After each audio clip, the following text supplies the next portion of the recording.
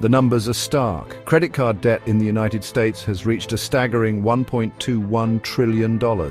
This isn't just a number, it's a red flag, a blaring siren signaling a crisis. We are living in a time where more and more Americans are drowning in credit card debt. This isn't just about overspending, it's about a confluence of factors that have created the perfect storm.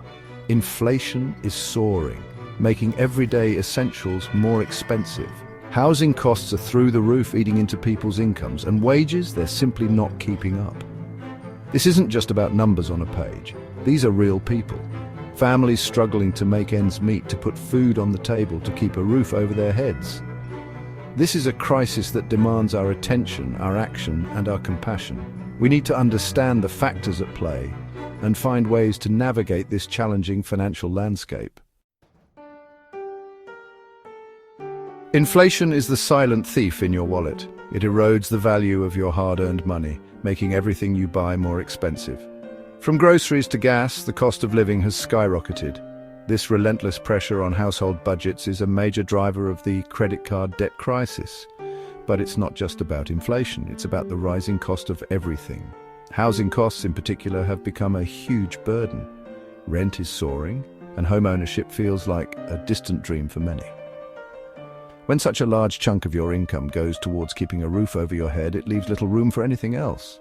And then there are our spending habits. We live in a consumer-driven society, constantly bombarded with messages to buy, buy, buy.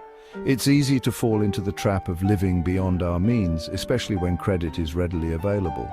But this instant gratification comes at a cost, mounting debt that can quickly spiral out of control. We need to be mindful of our spending, make conscious choices, and prioritize needs over wants. It's time to break free from the cycle of debt and build a more secure financial future. Delinquency rates are on the rise. This means more and more people are falling behind on their credit card payments. It's a clear indication that many are struggling to keep up with their financial obligations. This isn't just a statistic. It's a reflection of the very real financial stress that individuals and families are facing. When people can't make their payments, it has a ripple effect. It hurts their credit scores, making it harder to get loans, rent an apartment, or even secure a job. It can lead to a downward spiral of debt, stress, and financial instability. The rise in delinquency rates is a red flag, a warning sign that we can't ignore. It's a symptom of a larger problem, a sign that many Americans are living on the edge, one financial shock away from disaster. We need to address the root causes of this debt crisis and provide support to those who are struggling. We need to create a system that empowers people to make sound financial decisions, to build a safety net for themselves and their families. Ignoring this crisis will only lead to greater hardship and economic instability. The gap between wages and the real cost of living is widening. While wages have increased in recent years, they haven't kept pace with the soaring cost of essentials like housing, healthcare, and education. This means that even though people are earning more, their money isn't going as far as it used to. This wage inflation gap is a major contributor to the credit card debt crisis. When people don't earn enough to cover their basic needs, they're forced to turn to credit cards to bridge the gap. This can create a vicious cycle of debt where they're constantly playing catch-up. We need to find ways to close this gap. This means advocating for policies that promote wage growth, such as increasing the minimum wage, strengthening collective bargaining rights, and investing in education and training programs. It also means addressing the rising costs of healthcare, housing, and education, which are putting a strain on household budgets. Until we address these systemic issues, the credit card debt crisis will continue to plague American families. Section 5. Housing woes fueling the debt fire.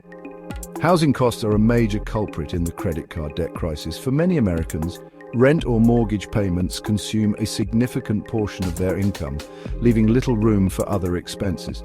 This is especially true in major cities, where housing costs have reached astronomical levels. When people are forced to spend so much on housing, they often have to cut back on other essentials or rely on credit cards to make ends meet. This can quickly lead to a cycle of debt, where they're constantly struggling to keep up with their payments. the lack of affordable housing options is exacerbating this problem. The shortage of affordable housing means that many people are forced to live in overcrowded or unsafe conditions, further straining their finances and well-being. We need to address the housing crisis as a key part of tackling the credit card debt crisis. This means investing in affordable housing options, expanding rental assistance programs, and implementing policies that promote fair housing practices. Section 6. Savings depleted, retirement at risk. The credit card debt crisis is not just a problem for today, it's a threat to our future financial security. As Americans struggle to keep up with their debt payments, they're forced to dip into their savings and retirement funds, jeopardizing their long-term financial well-being. Savings rates have plummeted in recent years, indicating that many Americans are living paycheck to paycheck with little left over to put aside for emergencies or retirement. This leaves them vulnerable to financial shocks such as job loss or medical emergencies, which can quickly push them further into debt. Even more concerning is the increase in people tapping into their 401(k)s and other retirement accounts to cover their debts. While this may provide temporary relief, it can have serious long-term consequences as it depletes their retirement savings and can trigger early withdrawal penalties. We need to encourage a culture of saving and provide people with the tools and resources they need to build a secure financial future. This includes promoting financial literacy, making it easier to save through automatic enrollment in retirement plans, and offering incentives for saving. Section 7. The Fed's Balancing Act. The Federal Reserve, tasked with maintaining a healthy economy, faces a delicate balancing act in addressing the credit card debt crisis. Their recent interest rate cuts, while intended to stimulate economic growth, have been criticized for potentially fueling inflation and exacerbating the debt burden on consumers.